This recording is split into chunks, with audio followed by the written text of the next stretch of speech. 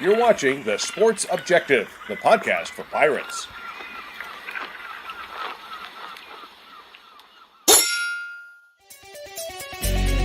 Yeah. My heart is purple and gold. I'm a pirate down to my soul, and I don't back down, not at all. Find out when the cannons explode. From the sidelines down to the post, put it down like not even close. All out to the last whistle blow. From the flag with the soul and crossbones. Everybody stand up, get your hands up. That a team knows that we got their back. How about those friggin' Pirates? Welcome in to the Sports Objective. It's one of our favorite times of year, as we're less than 2 weeks away from baseball season, that being college baseball. Want to bring in my good buddy Kyle from LaGrange Barber. How are you, dude? What's going on, Dave? Yeah, it's good to be sitting here less than 2 weeks away from the start of college baseball season. You know, Pirate basketball is not always the most fun sport to follow. So as we sit here as we record this on Carolina Duke Day, and I really don't give a crap, I'm looking forward to playing George Washington in less than 2 weeks in baseball. And Bubba Rosenbaum, glad to have you, my friend, all the way in the great China Grove, North Carolina, near Charlotte. Yeah, fired up to talk Pirate baseball as always, as well as college baseball in general. As you mentioned, Kyle, and the Pirates will be taking on A10 opponent George Washington the 17th, 18th, and 19th. And we'll talk East Carolina, the American, a whole lot more with our good buddy Mike Rooney from D1 Baseball. Roons, how are you? Good to see you guys. I didn't know you guys are playing George Washington. I'm in the middle of my Atlantic 10 season preview. I would have just had you guys write up George Washington for me. That would have been really, really helpful. By the way, your guys' intro gets better every year. I appreciate that. Well done. That was excellent. Thank you. We tried, and Bubba takes a lot of pride in that. We worked really hard on that. So very sharp. By the way, Runes, I don't know if you knew this. Apparently, they are going from the Colonials, their mascot, to is it Hippos, Bubba? Correct. Yeah. Oh, no way. The Hippos. And as odd as that sounds, there actually is a connection, as one of our loyal viewers and listeners, Johnny Robertson, pointed out.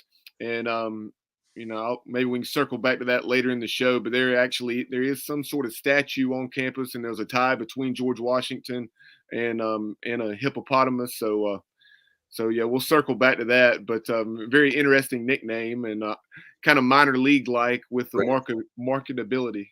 That's what I was going to bring up, Rooney. That was, I guess they're trying to sell more uniforms or jerseys and stuff, hats. I just want to know the motivation behind it. The Colonials, was it a politically correct thing where we can't have anything that would reference to the past?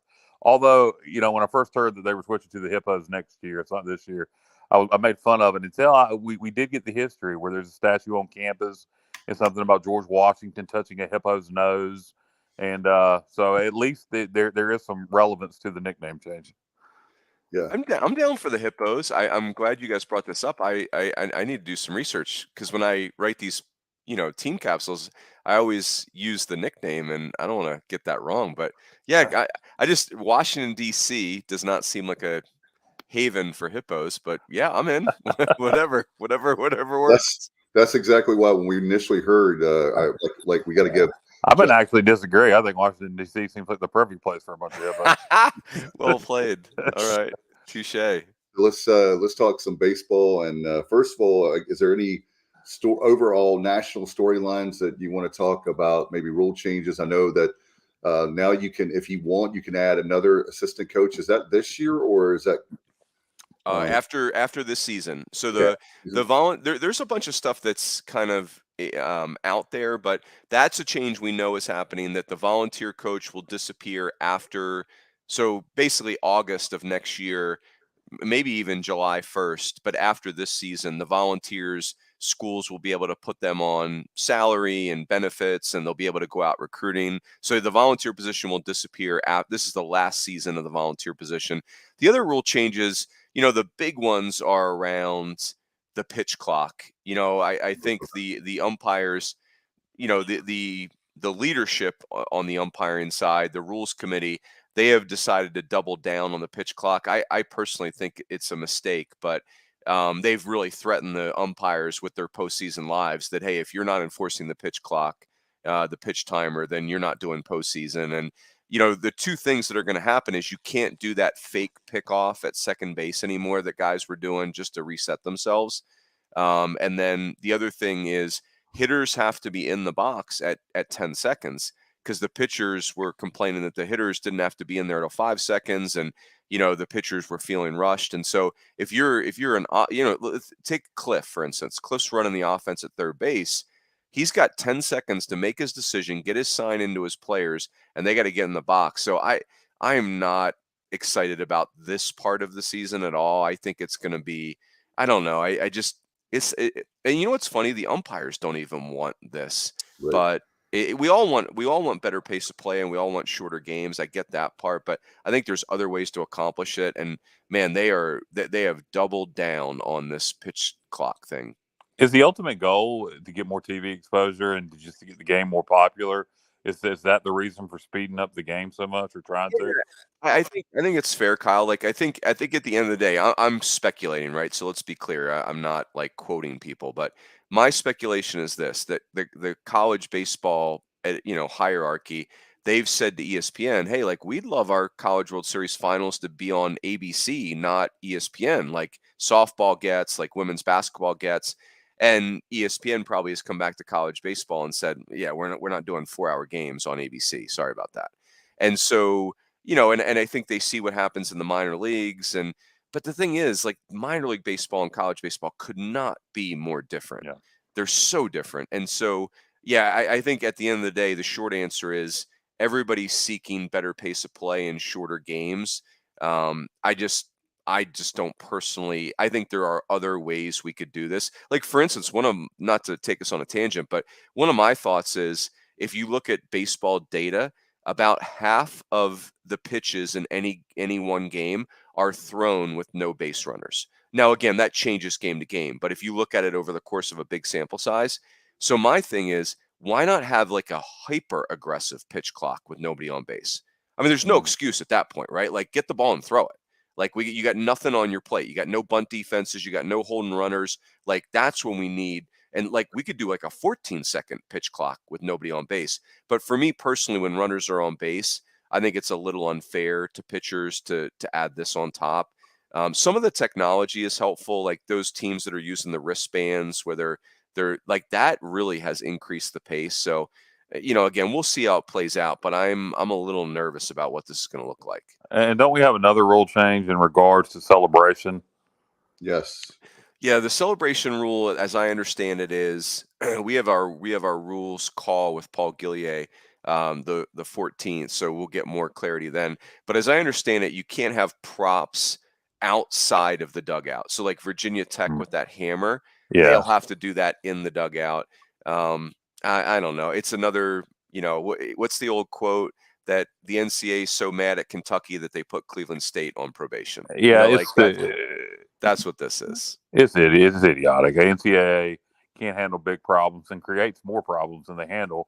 So, like East Carolina, we had what we called the birdhouse, which was a traffic cone that I love the traffic cone. Yeah, wore on their head, and it was worn outside of the dugout. So now I guess they'll have to do it in the dugout. Yep. Yeah, it's crazy. It doesn't help, and to me, I love celebration. So, like when they called the NFL the No Fun League, because of all the not celebrating and all that stuff. But as far as the pitch clock is concerned, that the thing that worries me is that it seems like, you're either going to love baseball or you're not going to love baseball for whatever reason, and it just seems like we're too gimmicky. We're trying so hard to be gimmicky on getting fans that will probably never, and I'm not trying to like down baseball. I love baseball, but don't take away the elements of the game and the strategy just to try to get fans you're probably never going to get. That's just my 2 cents. Yeah, I'm with you. It's like, was anybody watching the World Series with the Phillies and Astros saying, gosh, I wish this was 12 minutes shorter, right? No. If the goal, not so much postseason, and I don't know what the goal is. You mentioned ABC for the playoffs or the finals for the World Series, but if the goal is for these conferences, and I don't see the NCAA would care about this, but if the goal for these conferences is to try to make baseball a revenue sport and get legitimate TV deals instead of just ESPN Plus and the SEC Network, et cetera, down the road, then okay. If that's the goal, if we can turn this into a revenue sport, 5 to 10 years from now, but I don't know if that's possible. Yeah. I think I would, the only thing I'd say, Kyle, is we kind of are a revenue sport already. Obviously it depends on what league you're talking about, what school you're talking about. But if you think about it, that for probably 2 decades, ESPN has bought the rights to these Olympic sport championships in from the NCAA, and they basically get everything. You're getting softball, baseball, volleyball, you name it, and ESPN's probably paying like 40 million a year for that. I'm not an ESPN economist, but I do feel confident saying that is the steal of the century for ESPN. Like they're paying billions of dollars per year to just get a sliver of the NFL. And so my point being that if the NCAA, that contract's up after the 24 season, if the NCAA people pull sports apart individually, like it wouldn't shock me if ESPN would pay double that for baseball and softball by themselves. I agree with you. Yeah. So then you are talking about a revenue generating sport. Now, it's generating revenue for the NCAA, and I don't know who else, but in theory they distribute that revenue. But anyway, yeah, more to come on that. But I mean, baseball has people's attention. ESPN loves baseball. They love college baseball. So I do think there's a lot of positive momentum in that regard. But the pitch timer thing, it just feels like we're just double. We don't know what else to do, so we're doing this, and we're doing it full bore. Yeah, and just one more comment on the revenue thing with television. I think it all ties into the pitch clock. That's the reason I'm bringing it up, tying it together. Last year, just from an East Carolina standpoint, Dave, Bub, I'm sure y'all remember this. During the ESPN Plus telecast, we had legitimate commercials like Toyota, whatever, during our games. And we would, when we were on the road playing, let's say at Cincinnati, for example, there was no commercials. So it's kind of funny that ESPN is selling ads based on the team that's playing on ESPN Plus. So they're making some money somehow. Yeah, well said. One final thing about the pitch clock topic before we shift over and talk some baseball, specifically about East Carolina, that is. I know Cliff Godwin, when the topic of the pitch clock came up at recent media days, and he was saying that, in his opinion, I'm trying to remember exactly what the question was that he was answering, but essentially he said, "I am not going to put up a clock, because if you put a clock, then that removes all doubt. If you don't put a clock in Clark LeClaire Stadium, then there's some gray area there." Yeah, it's interesting. In Omaha last year, if you notice, they turned the clock off and they had the third base umpire handle it. The third base umpire basically had this big remote control, and it's what I worry about is the law of unintended consequences. We saw this in 2019. Vandy is in the national championship final. I should say 2021, when they were playing Mississippi State, and Kumar Rocker got a ball penalty in Game 3 of the national championship series. And like, what are we doing? We're penalizing pitchers for taking too long in the national championship game with a runner in scoring position. Wow. Like, that's ludicrous. Like, what if that decided the game? Are we okay with that? That was his 39th career start and the first time he had gotten a penalty. So anyway, sorry, I will get on my soapbox. So let's not do that. That's a great example, because that's a situation I definitely remember. I had forgotten it, but as soon as you referenced it, I remember thinking that, could you imagine if that was the Pirates in that situation? We got a ball like Kumar Rocker did. But shifting over to the Pirates, obviously unprecedented success under Cliff Godwin over the last several seasons, having hosted a regional now in 4 consecutive years, played in 3 straight super regionals. And I know you guys at D1 Baseball are very high on the Pirates once again, as you have them 11th in your preseason poll.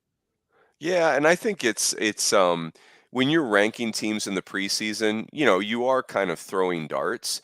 The analogy I would give you is it's kind of like picking stocks. And so you're just looking for things you can trust and things you can believe in. And to your point, Bubba, like what Cliff has done at ECU is just it's so consistent. If I'm not mistaken, you guys may know this. I believe there are only 2 schools that have hosted 4 consecutive regionals. Does that Yes, sound right? sir. East Carolina and Stanford. Yeah. So, I mean, insane consistency, and this is no disrespect to the rest of the American, but until further notice, if you're a prognosticator, you have to assume East Carolina is going to dominate the American again because they just keep doing it. And I don't see another American roster where you're like, oh yeah, like this program has built for this year, and this is their best team in 7 years. The other teams seem like they always do, which is talented and good, but not in the same class as ECU. And I think so. You've got the consistency of Cliff and his coaching staff, the momentum of the program, and then you start looking at the roster and you're like, yep, there's a familiar name, there's a familiar name, there's a familiar name. Carter Spivey comes back as the American Pitcher of the Year, and you start looking at guys like Josh Moylan, and you're like, man, he, by his standards, he had a terrible year last year, and this still was a team that was a couple pitches away from Omaha. So I think, not that you guys asked me to defend the ranking, but I think that's the thing. You start looking at East Carolina, and you're like, man, I trust this, I trust this, I trust this, I trust this, and next thing you know, they're 11th. And Mike, I was going to tell you, as far as one thing that Coach Godwin even talked about, so it's not just those of us that follow the program, and you probably already know the pitching this year is probably the best Cliff has ever had. And so it's very deep between when you look at the starters versus the bullpen. So that's the one thing that I know that with baseball, if we want to ever go to Omaha and have a deep run, we need the pitching. Yeah, and I think that's the thing that's easy. I guess I'll say it this way: like of the teams that Cliff has had recently, last year's team was, in theory, the closest to Omaha, right? You were hosting the Super Regional, you weren't on the road, you won game 1, you had a lead late in game 2, if memory serves. I mean, I guess technically you could say the 2016 team was 90 feet from Omaha, but you're on the road playing Texas Tech. This just felt like, okay, this is destiny. But if you really think about it, and you guys know this better than anybody, last year was not a vintage ECU team, just based on injuries, just the pitching really had become a patchwork situation. So you start thinking about if, Spivey transitions well to the rotation, that's a huge positive. Josh Groves is really talented. Trey Yusevich has a great arm. We the other thing we know is that, Jeff Palumbo, these guys can recruit. I mean, East Carolina is really recruiting at a high level. So I hadn't heard anyone say that yet, Dave, but I like it. Like, that makes perfect sense to me that, for sure, I feel like this pitching staff is deeper than last year. Rudy, you mentioned East Carolina recruiting at a high level. Who do you see coming in this year from the high school ranks or the transfer portal for the Pirates that's going to make an immediate impact? I don't know their recruits as well as, because I think the neat thing about what East Carolina does in recruiting is they don't recruit the high school All-Americans typically. They have a real niche, and they do recruit a lot of left-handed hitters. I love that. But when I look at projections and, hey, a freshman like Nathan Krisman is probably going to be the starting shortstop, like, hey, I'd be willing to bet a lot of money that kid's a really good player, because freshmen don't start at ECU unless they're really good players. On the pitching side, the kid Zach Root sounds really, really interesting. Obviously ECU's had some excellent left-handers, and for him to maybe be the Tuesday starter as a true freshman, that's impressive. So those are the two names that really jump out at me. Dixon Williams is another name that I've heard about, but I think that's the other part of this is at ECU, man, you got to be a special player to play as a freshman, because there are good players that have already been here. And also I want to mention too that, by the way, Runes, we had three straight years, I believe, Bubba, off the top of my head. We've sold out season tickets. We are with Clark LeClaire holds 5,000, and I believe we can only sell like 2,500. Is that right? No, according to head of the ticket office, Coleman Spain, I asked him that question. I think last year we were between 2,200 and 2,300. This year we sold more than 2,700. Oh, wow. So I don't know if they increased that allotment like you, Dave. I thought that the number was closer to 2,400, but we managed to sell 2,700 this year and sold out of all the tickets that were allotted for season tickets, and everything else. If you want to sit in the grandstand, you're going to have to buy it from an individual or maybe a handful of individual game tickets, or you'll be out in the jungle. But that's a great problem to have. That's right. And kind of going back to what you were saying, Runes, as far as you have freshman Nathan Chrisman, who's from just down the road from me, right here in China Grove. Him, as well as also fellow freshman Connor Rasmussen at shortstop. You also have Joey Barini that could factor in. Even third baseman Alec Makarevich could be used there, and depending on how things go. So you definitely have plenty of options. It's going to be interesting to see how that unfolds. But you mentioned pitching. We have 5 or 6 guys that could start: Carter Spivey, Garrett Saylor, Jake Hunter, Josh Groves, etc. But then the left-handed pitching is really unproven. You mentioned Zach Root; he's an option there. Eric Ritchie, Merritt Beaker, who saw some action a year ago, and then also Texas A&M transfer Jonathan Childress.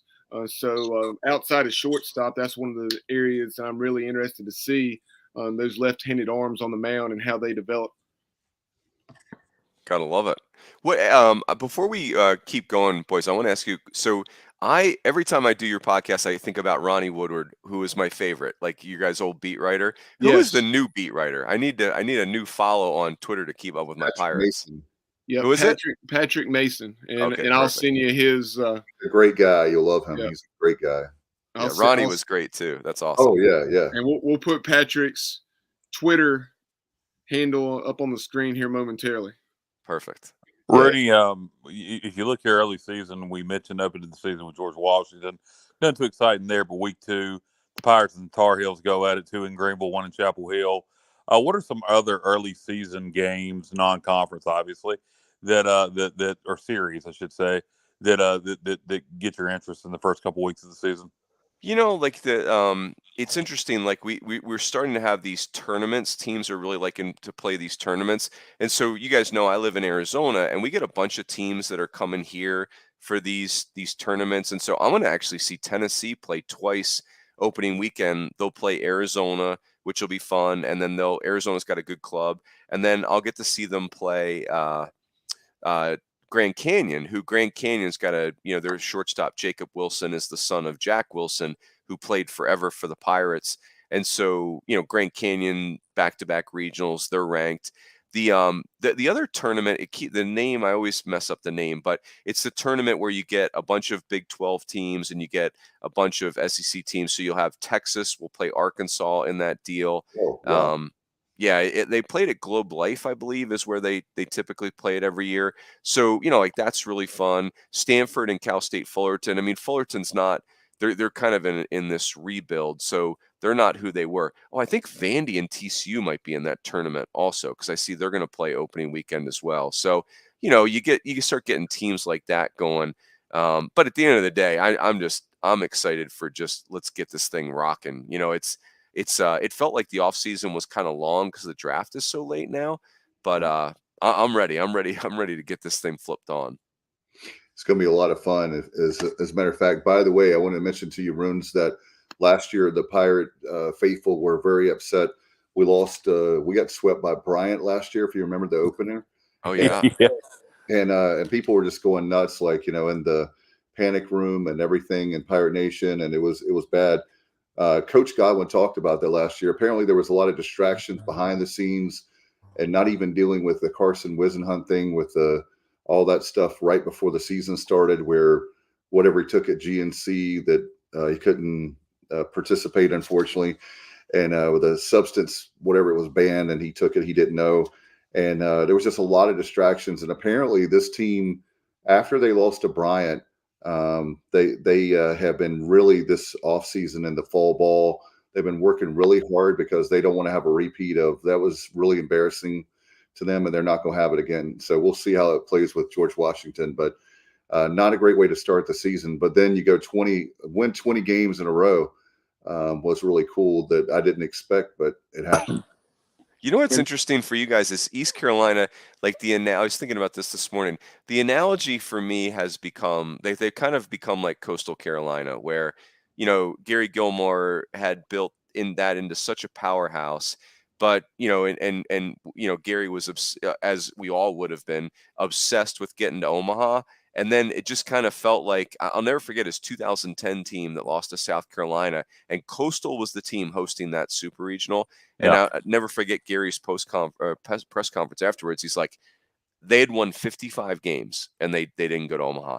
And Gary's like, I don't know. I don't know what to tell you. I can't put a better team on the field than what you just saw. Like, it's not possible for me to get 20 players better than what just happened. And that wasn't good enough for Omaha.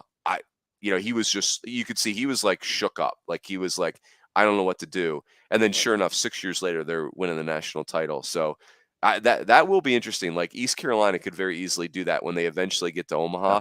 Just be a complete nightmare for other teams when they get there. That's kind of how I vision it. And we saw Coastal do it, and I kind of vision, we've that's been the goal so long. It's the hill to climb. We've almost, I think, mentally, like if you look back at this Texas game 2, we mentally beat ourselves. We blew a game. We should have beat Texas in game 2.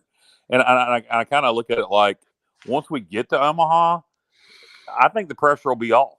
I think we put so much pressure on ourselves going back all the way to Keith LeClaire to get to Omaha. I think when we make it to Omaha, the pressure will be off, and who knows what will happen once we finally make it there. We could do like Coastal, go there and win the whole damn thing. And speaking of Coastal, we played them in the regionals last year to advance to the Supers.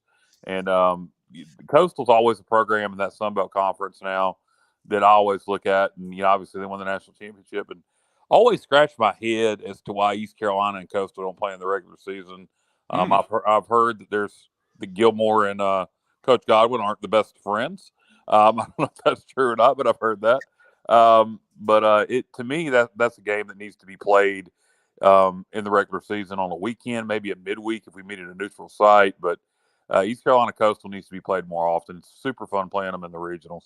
Yeah, I'd be up for that. No question about it. Let's talk about branch out more than East Carolina now. Let's talk about the conference with the AAC. Besides East Carolina, are there other teams that you're looking at that are maybe surprise teams this year in the American? Yeah, I would say, the team that jumps out to me is Houston. Houston seems really interesting. They won 37 games last year, but they only won 13 games in the American, and they've just got a lot of those same kids back. The catcher Anthony Tulomero's back.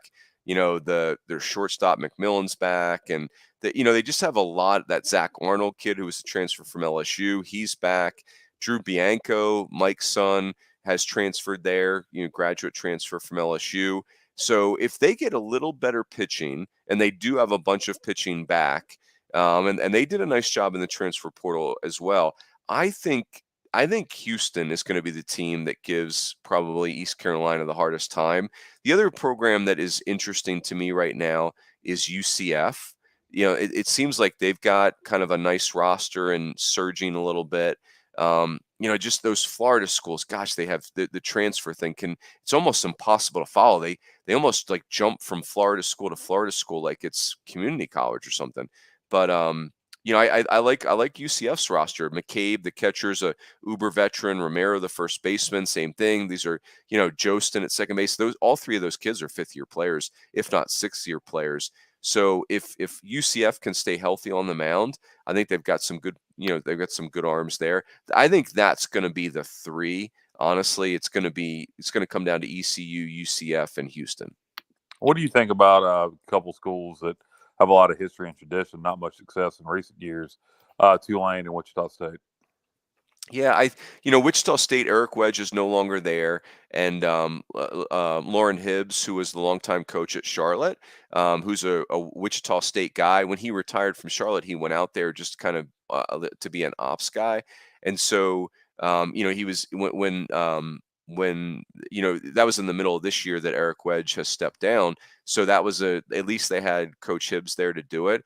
I think Wichita State is interesting. I think they'll be frisky. They've got some good players, like that Brock Rodden kid, their second baseman who hit 17 bombs.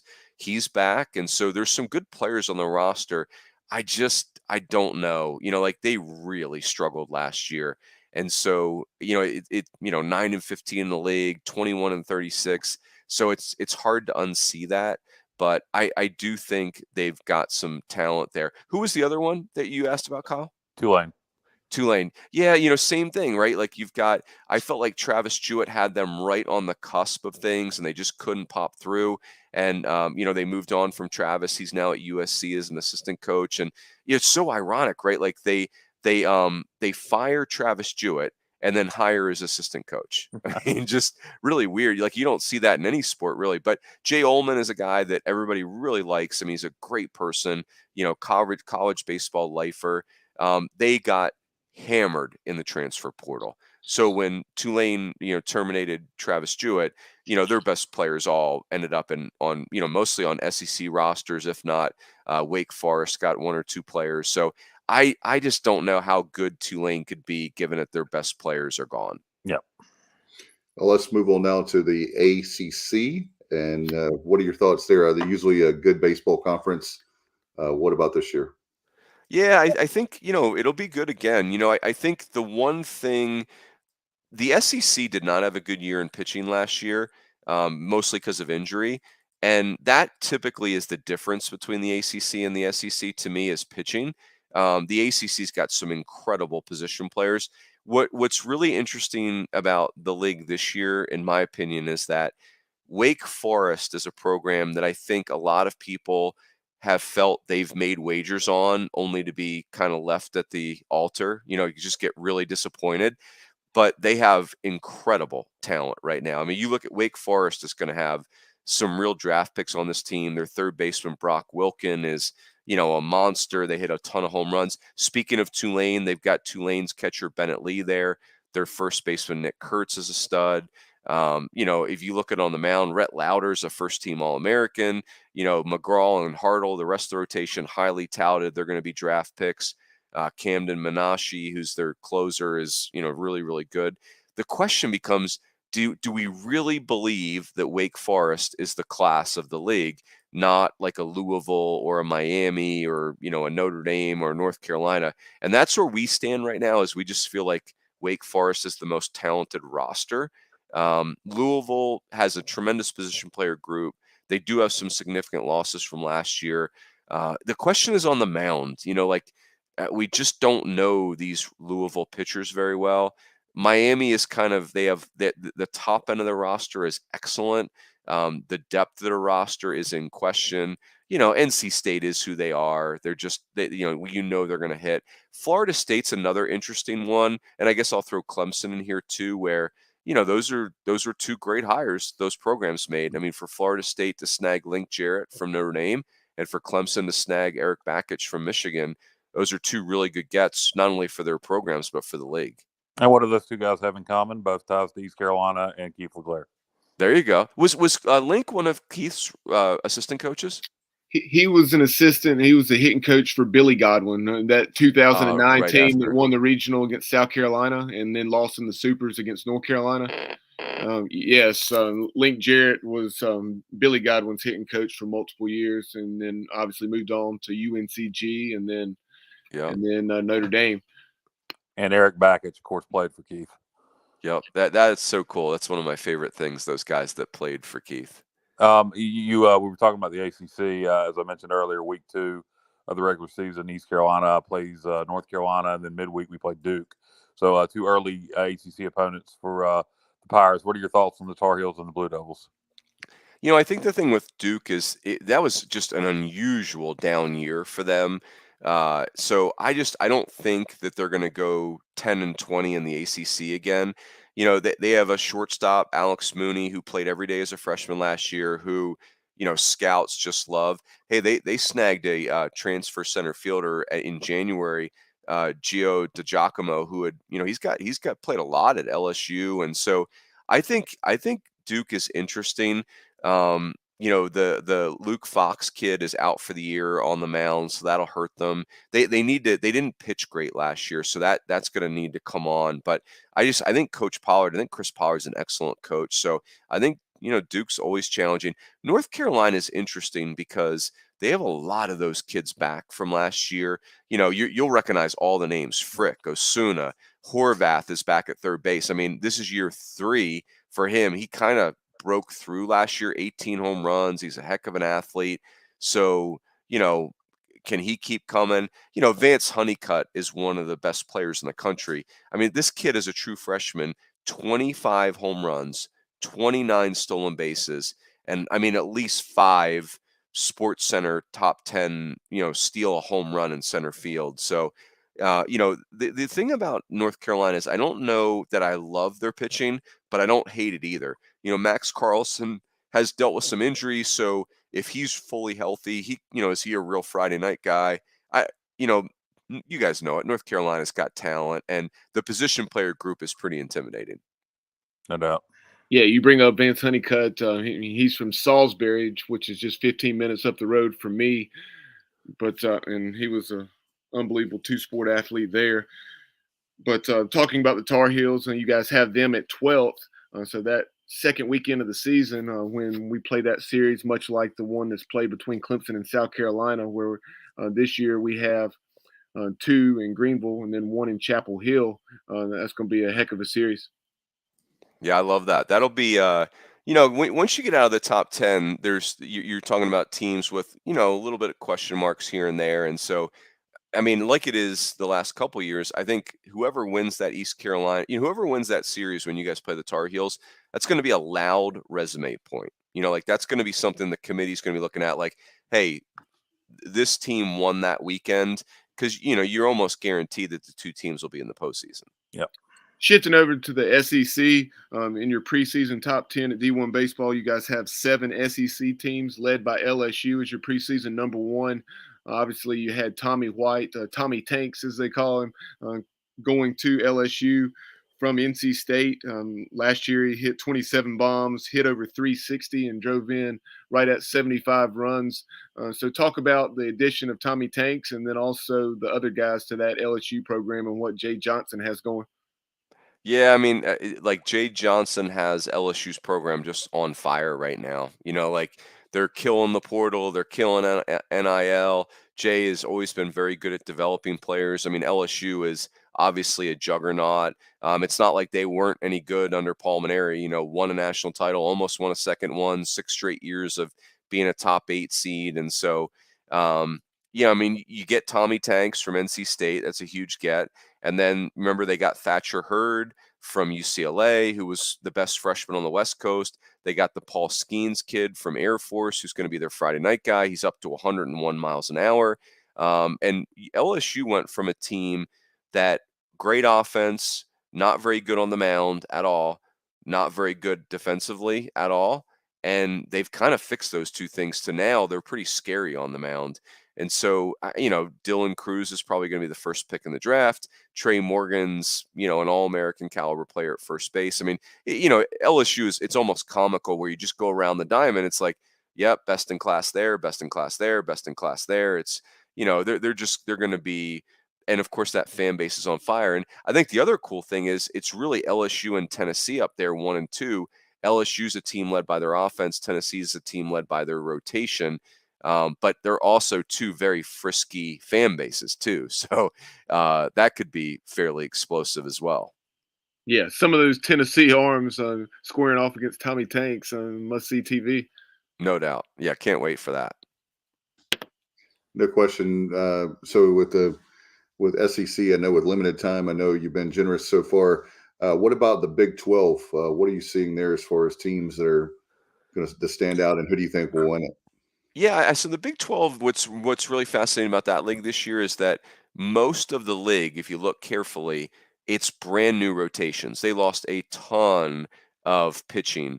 I really like Oklahoma State. I think that's my favorite team in the league. East Carolina fans know this. Sometimes you just have dumb luck, right? Like last year, Oklahoma State hosts a regional, and they get sent a preseason top 5 team, Arkansas, as their 2 seed. It's like, what are you supposed to do with that? And and they have this epic regional, but Oklahoma State and TCU, I think, are the big teams to know there. Texas and Oklahoma have a lot of turnover. Texas Tech is interesting. The roster does not quite look as talented as normal, but they always figure it out. So Big 12 will be formidable. I think when you think about TCU and Oklahoma State, for sure, those are Omaha caliber clubs. And we'll look at one more league here, Rooney. Not the Pac-12. I'm going to jump over to the Sun Belt for regional interest. Our old friend Southern Mississippi look like they may be the class of the league this year. You always have Coastal as a contender, South Alabama, Louisiana Lafayette, Georgia Southern, who was did Georgia Southern make a super last year? No, They did. They hosted. Yeah. So a lot of depth in that league. What do you think of the Sun Belt? Yeah, I mean, a lot of depth might be the understatement of the year, right? Like it is. This is if you guys remember several years ago when the American first happened, it was a 4-team league every year, right? Like you were just getting 4 bids. And what's happened in that league is I feel like East Carolina has separated themselves above the league, and some of those other teams have slipped some. UConn left. Yeah, UConn leaves, and now of course the league's going to change again, and I think for the better. But the Sun Belt is kind of like the new American, where they're going to be getting 4 teams in easy every year, I think. You think about they added Southern Miss, which is a huge get. They added Marshall, who's building a new stadium. They added Old Dominion, who's very good. And they added JMU, James Madison, who's a solid program. So, and the league was already, really, really challenging. So I think that league's going to be a real headache. Like there are a lot of losses to be had there, but I think it's going to be a really good postseason league, and they're going to be getting 4 and 5 teams in every year. 16 teams. I mean, that's a really good league. Yeah, it's a great league. And you mentioned the change in the American. While it hurts us in football and basketball, I do think in baseball it'll be an improved league starting next year. UConn came up a moment ago. Obviously, UConn in recent years, that's the program in the Northeast. But you also have a program like Binghamton. They had that major contribution. The player's name escapes me, but a new $60 or $65 million stadium, extremely nice, and they made a regional last year. Yeah, who knew? Binghamton, right? $60 million baseball stadium. I mean, somebody texted me about that. They're like, "Oh, I'm sorry. Can you explain why Binghamton has a $60 million college baseball stadium?" Yeah, it was pretty funny. God bless them. It was pretty funny looking at the comments under that the video of the facility, just with students at Binghamton saying, "Hey, can we get our AC fixed in our dorm?" Right. It sure does look gorgeous, though. But Matt Semenza, one of our co-hosts here, he has a son who's in 8th grade, and I said, Matt, he wasn't aware of it, and I said, if he has an opportunity, he's a Connecticut native. Yeah, he's a Connecticut native, and so up in that area, I said, if your son Chase has the opportunity to play in Division I, and he's not coming to the South, then Binghamton's a great option. Go Bearcats. It'll be interesting to see with a $60 million stadium. You would think they would immediately. Not a lot of great baseball programs in the Northeast. There are some, UConn, St. John's, obviously, but you would think they may be able to turn that thing around and become a Northeastern power in a hurry. Yeah, and who knows? You guys saw what the transformation committee is saying, that hey, it would be ideal if 25% of all Division I teams made the NCAA tournament, and if my math is correct, that gets us up to like 75 teams. I don't know if they'll do that but make more room for the Binghamtons of the world. So they're thinking about expanding the NCAA tournament for baseball. I shouldn't say, like, are they thinking about it? That I couldn't answer that question, but that was a recommendation from the transformation committee that you really want your postseason designed for 25% of the student athletes, meaning that's how much availability they want for it. Do you think that there's I don't even know the words for this, but I've often thought about it. Do you think that there's a place for an NIT in college baseball? I don't, because the kids, we've backed the season up enough where the kids just want to get off into summer ball. I like the idea of expanding. I don't know if I've talked to you guys about this, but I like the idea of maybe going to 72 teams. You guys know I like the idea of going to all best of 3 series, and I think you could do something really fun with that, like a playing game Thursday night, and then the winner then plays a best of 3 series with the host school. I think that would be really fun, because you think about it, like if those 8 games on Thursday night, it's sink or swim. Like you're talking about single loss elimination. So I don't know. It'll be really interesting to see what happens with all that. But I'm enjoying the conversations, that's for sure. When you put it that way, and you mentioned playing games and everybody doing 3-game series, that sounds like a lot of fun. Yeah, I mean, agreed. Roon's another program that's been, very successful, especially here within the region. And last year, who knows if they don't get sent to Knoxville because they gave Tennessee everything they wanted, and that's the Campbell Camels and what Justin Hare's done there with that program. So, be it Campbell or some other programs around the nation that are kind of flying under the radar a bit, tell us about some of those. Yeah, I mean, you're right. Like I like the way you said that, Bubba. Like Campbell really was a headache for Tennessee in that regional. So their shortstop Zach Neto is gone, and also their right-hander Thomas Harrington is gone. But that other kid, Cade Keeler, is back, and he was dominant last year. So I think you just have to assume that Campbell is going to be very, very good again. They've just dominated the Big South. They were 20-3 in the league last year, and they have a great niche. Well, Justin Hare does a great job with that program. So I like them again. You guys heard me mention Grand Canyon. That's another team that on the West Coast I think is that's a team to know about for sure. You mentioned Connecticut. They have some turnover, but you feel like they'll be very, very good again. Southeast Missouri State has kind of become the dominant force in the Ohio Valley recently. So, in fairness, it is getting harder and harder for those schools to be at that level in college baseball, but there's still programs out there. Gonzaga is another one. Now they have a lot of turnover this year, but those programs that just have a really good identity, they know where they get their good players. It's fun seeing those programs thrive. As far as your neck of the woods of Pac-12, how do you feel about that league? Stanford is dominant. It's by far the best roster on the West Coast. They've got the Quinn Matthews kid back, their left-hander, who was really their most important pitcher last year. He'll go to Friday night. They got the Braden Montgomery kid that 18 home runs as a true freshman. He throws 97 on the mound. They have so much talent on that roster. It's really comical. UCLA is very good. UCLA played a very young team last year and did fine. They won 40 games. Bryant Ward, little ECU tie right there, but those kids are sophomores now. And so I think UCLA is the second best team on the West Coast. And then you kind of have this bunching of Oregon State, and Arizona. I think the Pac-12 is a league on the rise, but right now it's top heavy because Stanford's so good. As far as the Big Ten, we forgot that league. What about that league? I know that they don't always give the credit they deserve because they're in the Midwest and it's cold and they don't get a chance to really play home games till later. Yeah.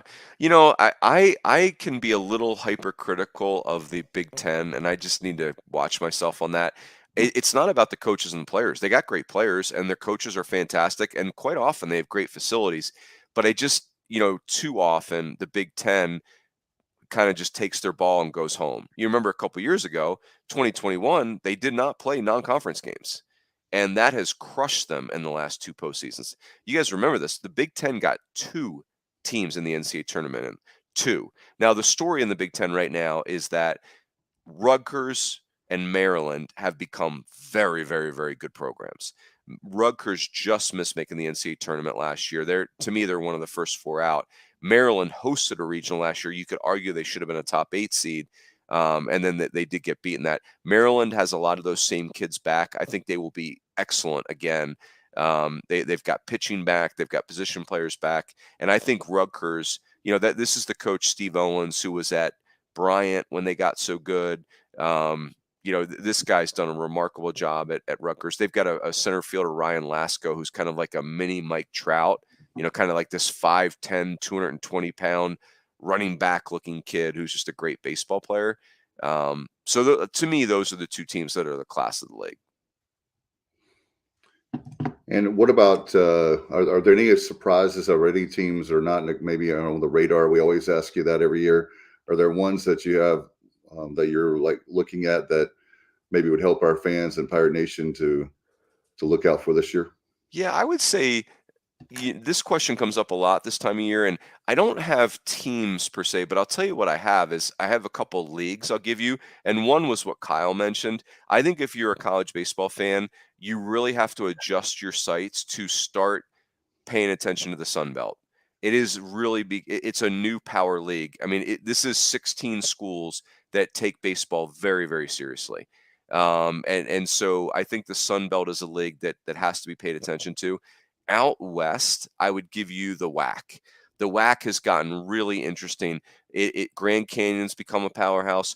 Remember, Sam Houston is in the WAC now, at least for this year. They go to Conference USA next year. And then the other school, Cal Baptist, is now NCAA tournament eligible, and that's this a really sneaky powerhouse program. Sacramento State, where Reese Hoskins went, is still really good out there. Abilene Christian is they're putting a lot of resources into baseball. So I think that's the other one I would give you.